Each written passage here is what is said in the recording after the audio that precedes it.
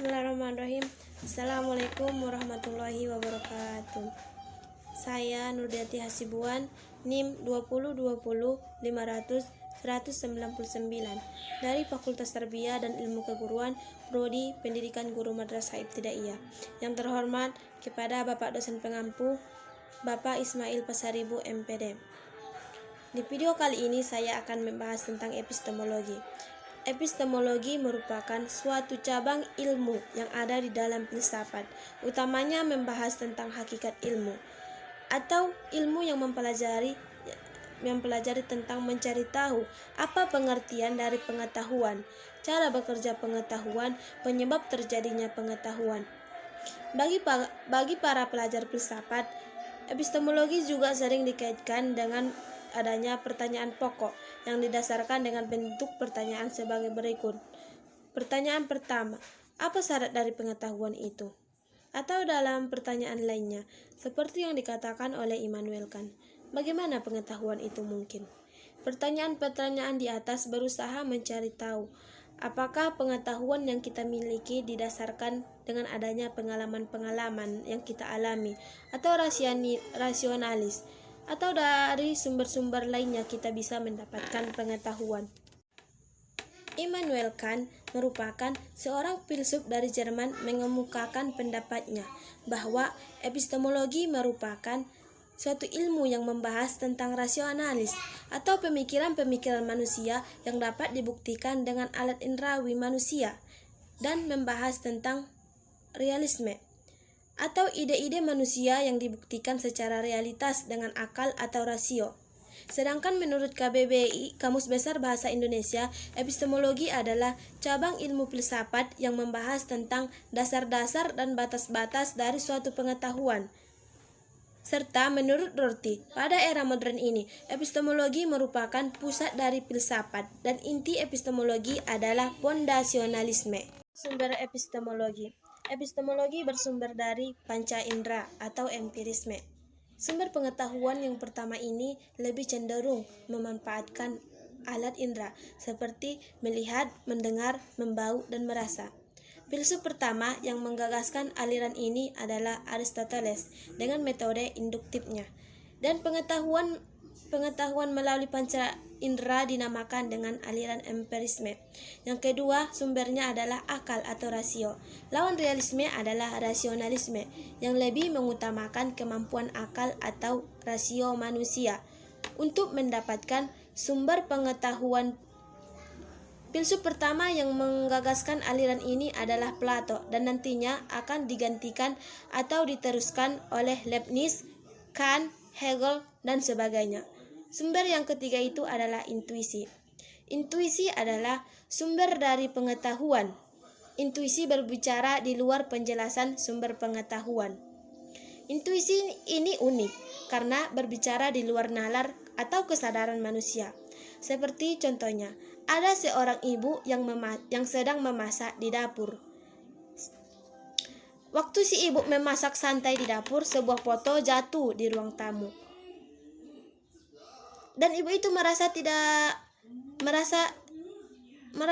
khawatir, merasa tegang, kayak terjadi sesuatu seperti itu kepada si anak atau kepada seseorang yang ada di dalam foto terjatuh itu.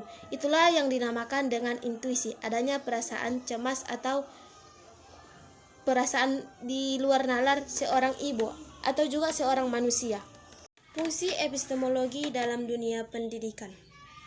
Setelah kita merangkum penjelasan tentang pengertian dari epistemologi dan berbagai macam aliran pemahamannya, kita semakin yakin bahwa epistemologi memiliki peran yang sangat penting dalam dunia pendidikan.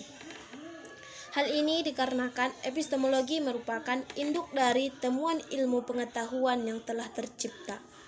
Dan dalam dunia pendidikan, ilmu pengetahuan merupakan bekal yang diberikan pengajar kepada peserta didik, lalu diberikan kembali kepada generasi selanjutnya di masa mendatang.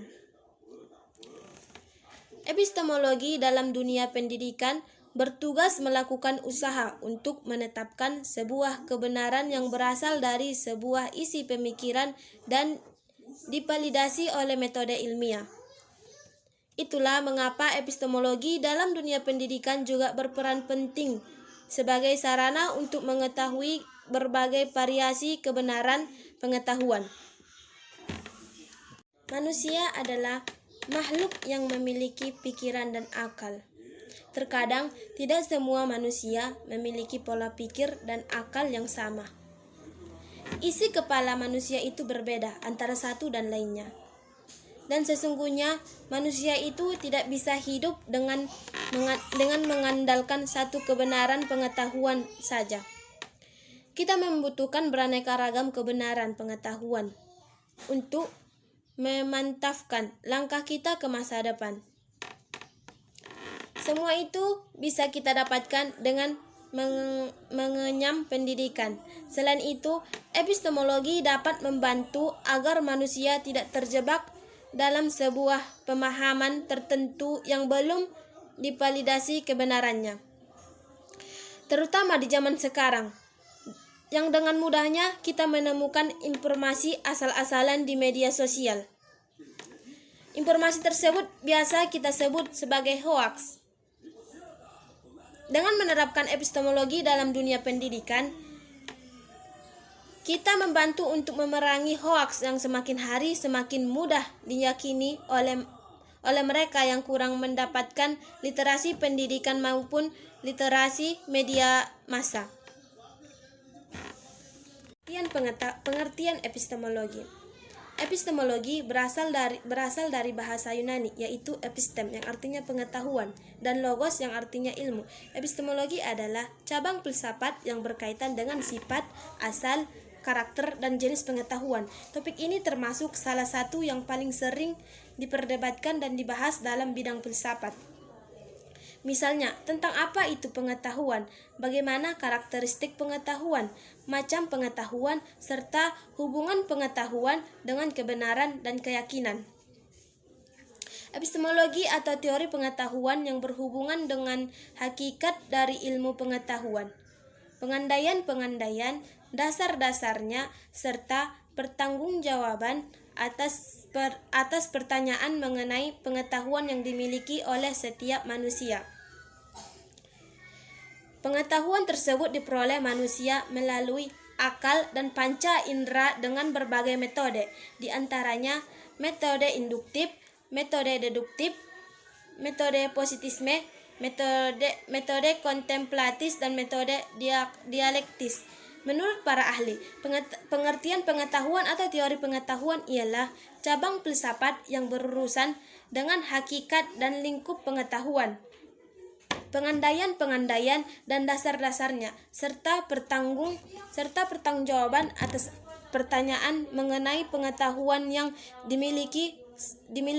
Secara linguistik, kata epistemologi berasal dari bahasa Yunani, yaitu kata epistem dengan arti pengetahuan dan kata logos dengan arti teori, uraian, atau alasan. Epistemologi dapat diartikan sebagai teori tentang pengetahuan.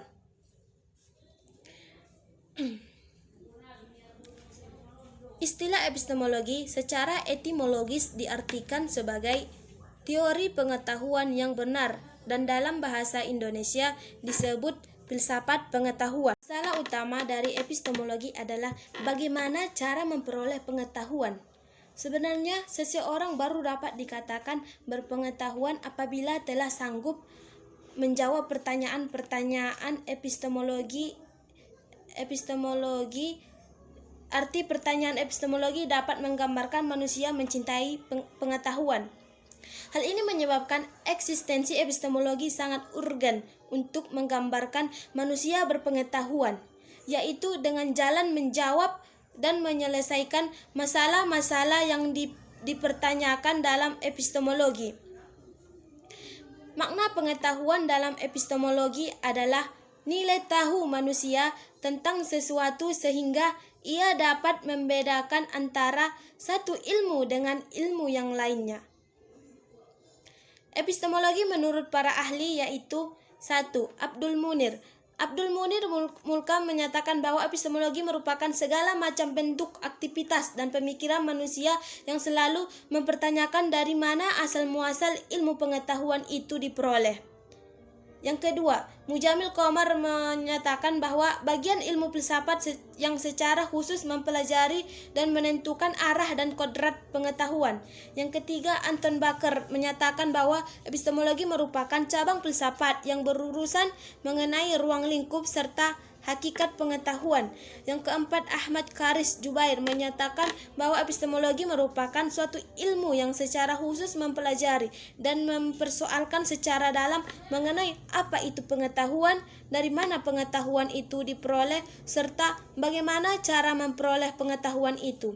Yang kelima, Jujun S. Surya Sumantri mengemukakan bahwa epistemologi merupakan arah berpikir manusia dalam menemukan dan memperoleh suatu pengetahuan dengan menggunakan kemampuan rasio. Landasan epistemologi ilmu disebut metode ilmiah, yaitu cara yang dilakukan ilmu dalam menyusun pengetahuan yang benar. Metode ilmiah merupakan prosedur dalam mendapatkan pengetahuan yang disebut ilmu. Jadi, ilmu pengetahuan merupakan pengetahuan yang didapatkan lewat metode ilmiah.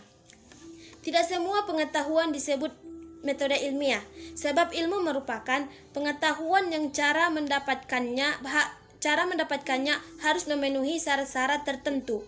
Syarat-syarat yang harus dipenuhi agar suatu pengetahuan bisa disebut ilmu, yakni tercantum dalam metode ilmiah. Epistemologi menurut pandangan beragam aliran filsafat dunia ada 4. 1.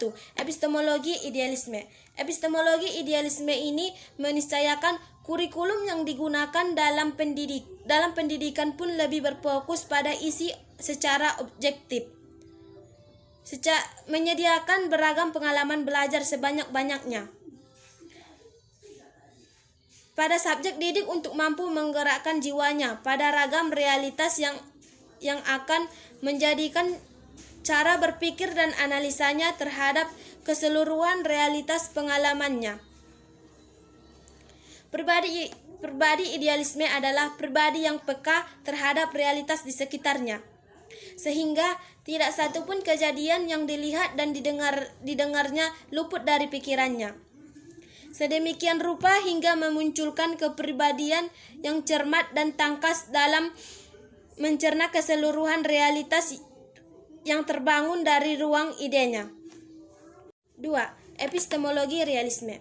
Epistemologi pendidikan dalam realisme adalah proses ilmiah yang ditujukan pada hal-hal yang beraneka ragam persoalan pendidikan, seperti mengenai realitas peserta didik, pendidik, dan isi pendidikan, strategi dan lain sebagainya yang dapat digunakan oleh seseorang. Realisme mengajarkan bahwa menanamkan pengetahuan tertentu kepada anak yang sedang tumbuh dan berkembang merupakan tugas paling penting di sekolah. Oleh karena itu, inisiatif dalam penerapannya terletak pada guru sebagai pengalihan warisan, bukan pada siswa. Guru yang selalu memutuskan ke arah mana subjek didik mau diarahkan, dan apa saja subjek materi yang mesti mereka pelajari di dalam kelas. Epistemologi yang sudah dikemukakan di atas meniscayakan bahwa setiap proses pembelajaran mesti didekati dengan pendidikan induktif, bukan deduktif. Pendekatan ini baginya adalah cara yang relevan untuk menanamkan pengetahuan dan nilai dari subjek didik.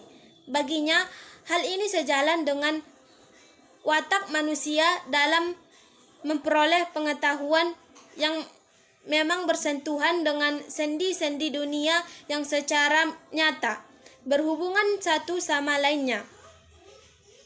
Realisme percaya bahwa manusia mengenal dunia dari bagian-bagiannya yang bersifat materi dan teridentifikasi dalam kategori-kategori yang terukur dan nyata. Ketiga, epistemologi pragmatisme. Menurut kaum pragmatisme, tidaklah dikatakan pengetahuan jika tidak membawa pada perubahan bagi kehidupan manusia. Jadi, nilai pengetahuan dilihat dari kadar instrumentalianya yang akan membawa pada akibat-akibat baik yang setelah atau yang akan dihasilkan oleh ide pikiran dalam dunia pengalaman nyata. Menurut kaum pragmatisme, guru harus mengonstruksi situasi belajar dengan mendapatkan problem tertentu yang pemecahannya akan membawa siswa pada pemahaman yang lebih baik akan lingkungan sosial dan fisik mereka. Epistemologi eksistensialisme. Epistemologi eksistensialisme adalah suatu eksistensi yang dipilih dalam kebebasan. Bereksistensi berarti bereksistensi dalam suatu perbuatan yang harus dilakukan oleh setiap orang bagi dirinya sendiri. Pilihan bukanlah soal konseptual, melainkan soal komitmen total seluruh pribadi individu. Berangkat dari kebebasan sebagai corak bereksistensi. Demikian tidak menempatkan individu ke dalam realitas yang abstrak, tetapi individu dilihat sebagai satu pribadi yang sungguh hadir dan konkret. Oleh karena itu, dalam mengambil keputusan, hanya yang konkret yang dapat mengambil keputusan atas diriku, bukan orang lain. Orang lain tidak berhak untuk menentukan pilihan dalam mengambil suatu keputusan atas apa yang dilakukan. Barang siapa yang tidak berani mengambil keputusan, maka ia tidak bereksistensi dalam arti yang sebenarnya. Kita telah mengetahuinya bahwa epistemologi adalah cabang ilmu filsafat untuk menghasilkan proses melahirkan ilmu. Sedangkan pendidikan merupakan wadah bagi manusia untuk mengakses ilmu. Oleh karena itu, pendidikan harus memiliki rancangan dan penerapan sesuai landasan epistemologi, yaitu secara benar, tepat, dan ilmiah. Pendidikan tidak bisa dilaksanakan berdasarkan pengalaman saja, tetapi perlu dilakukan kajian yang mendasar untuk menciptakan sebuah sistem pendidikan yang sempurna. Ini merupakan mekanisme yang menjadi pedoman bagi pelaksana tingkat pusat, daerah, sekolah, hingga guru sebagai ujung tombak pendidikan. Pada akhirnya, epistemologi dalam dunia pendidikan telah membantu manusia dalam mendapatkan ilmu pengetahuan yang mampu dibuktikan kebenarannya dan memberikan banyak manfaat untuk masyarakat luas. Epistemologi secara sederhana juga ialah cabang ilmu yang membahas tentang hakikat pengetahuan, cara kerja sebuah sistem kebenaran, logika atau berpikir secara sistematis. Contohnya, seperti apa yang membuat mobil dapat bergerak? Bagaimana cara kerja sebuah mobil sehingga mobil itu dapat bergerak? Mobil dapat bergerak karena ada sekumpulan benda yang memiliki fungsi yang berbeda-beda dan saling melengkapi sehingga mobil itu bergerak. Mobil dapat bergerak karena roda mobil berputar yang digerakkan oleh mesin dan mesin itu diberi energi berupa bensin atau listrik. Epistemologi juga membahas dan membeda sistem ilmu pengetahuan. Bisa diibaratkan bahwa epistemologi ialah seperti pisau beda yang siap membeda organ-organ manusia atau makhluk hidup lainnya. Misalnya, seorang manusia yang dicurigai mati keracunan kopi sianida. Lalu pisau beda itulah yang dipakai untuk membedah organ-organ manusia yang dicurigai berisi sianida tersebut. Apakah berarti manusia tersebut mati keracunan sianida atau hanya lambungnya saja yang ia derita cukup lama atau ada hal lain yang belum diketahui seperti virus jenis baru dan lain-lainnya. Jadi, untuk menunjukkan kebenaran yang objektif, maka diperlukan proses yang panjang untuk meneliti akan hal tersebut dengan metode yang ilmiah, logis, dan objektif. Epistemologi dibagi 3 bagian, yaitu logika, metodologi, dan filsafat ilmu. Logika secara khusus membahas tentang sistematika berpikir, bernalar, dan berargumen. Metodologi secara khusus membahas tentang cara mendapatkan pengetahuan dan kebenarannya, mengembangkan ilmu pengetahuan dan sebagai alat untuk meneliti sebuah permasalahan. Sedangkan filsafat ilmu secara khusus membahas tentang hakikat dari sebuah ilmu, hakikat terbentuknya sebuah ilmu, dan lain sebagainya. Adapun metode-metode berpikir yang dihasilkan dari epistemologi yaitu sebagai berikut. 1. Rasionalisme. Rasionalisme merupakan sebuah metode berpikir yang berpandangan bahwa segala sesuatu yang berkaitan dengan bernalar yang harus didasari dengan rasio atau pengukuran, pola, dan logika. Dengan begitu, kita baru dapat mendapatkan sebuah kebenaran. Rasio secara sederhana dapat diartikan sebagai rumus dan pola, namun dalam konteks yang lain luas. Aspek rasio meliputi pola, rumus, imajinasi, ide, logika, dan insting. Rasionalisme contohnya seperti manusia sedang berburu harimau. Manusia dengan metode berpikir rasionalisme akan berpikir, merencanakan, menyusun strategi, mengukur terlebih dahulu sebelum menembak harimau tersebut. Dengan begitu, manusia tersebut dapat berburu sekaligus mempelajari cara berburu, yang itu disebut pengetahuan kualitatif. Yang kedua itu empirisme.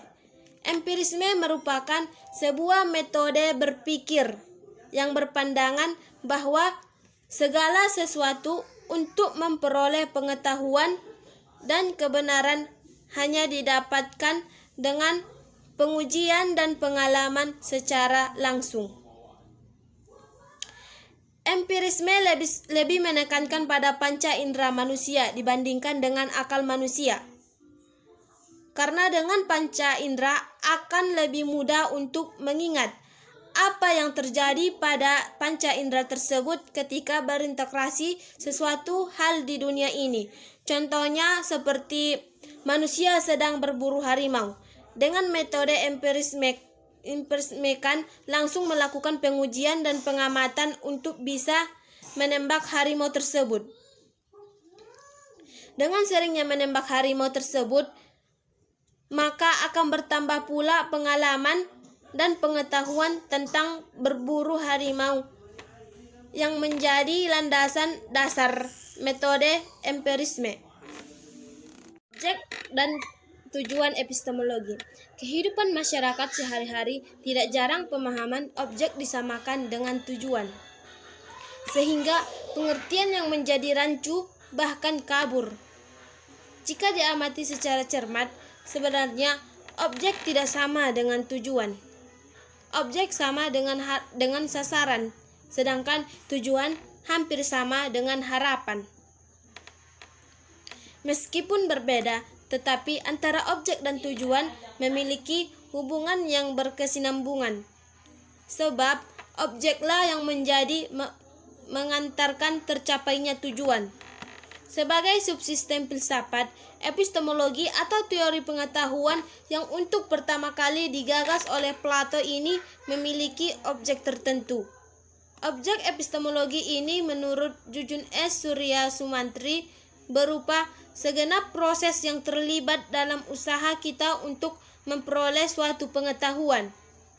Proses untuk memperoleh suatu pengetahuan inilah yang menjadi sasaran teori pengetahuan dan sekaligus berfungsi sebagai pengantar tercapainya suatu tujuan. Sebab sasaran itu merupakan suatu tahap perantara yang harus dilalui dalam mewujudkan tujuan. Tanpa suatu sasaran, mustahil tujuan bisa terrealisir. Sebaliknya, tanpa suatu tujuan, maka sasaran menjadi tidak terarah sama sekali. Jacques Martin mengatakan bahwa tujuan epistemologi bukanlah hal yang utama untuk menjawab pertanyaan, apakah saya dapat tahu, tetapi untuk menemukan syarat-syarat yang memungkinkan saya dapat tahu. Hal ini menunjukkan bahwa tujuan epistemologi bukan untuk memperoleh suatu pengetahuan, kendati pun keadaan ini tak bisa dihindari, akan tetapi yang menjadi pusat perhatian dari tujuan epistemologi adalah hal lebih penting dari itu, yaitu ingin memiliki potensi untuk memperoleh suatu pengetahuan. Rumusan tujuan epistemologi tersebut memiliki makna strategis dalam dinamika pengetahuan. Rumusan tersebut menumbuhkan kesadaran seseorang bahwa jangan sampai kita puas dengan sekedar memperoleh pengetahuan tanpa disertai dengan cara atau bekal untuk memperoleh suatu pengetahuan. Video pembahasan tentang epistemologi yang dapat saya sampaikan. Kurang dan lebihnya saya mohon maaf. Kepada Allah saya mohon ampun. Wallahul muwaffiq ila aqwamit thoriq. Assalamualaikum warahmatullahi wabarakatuh.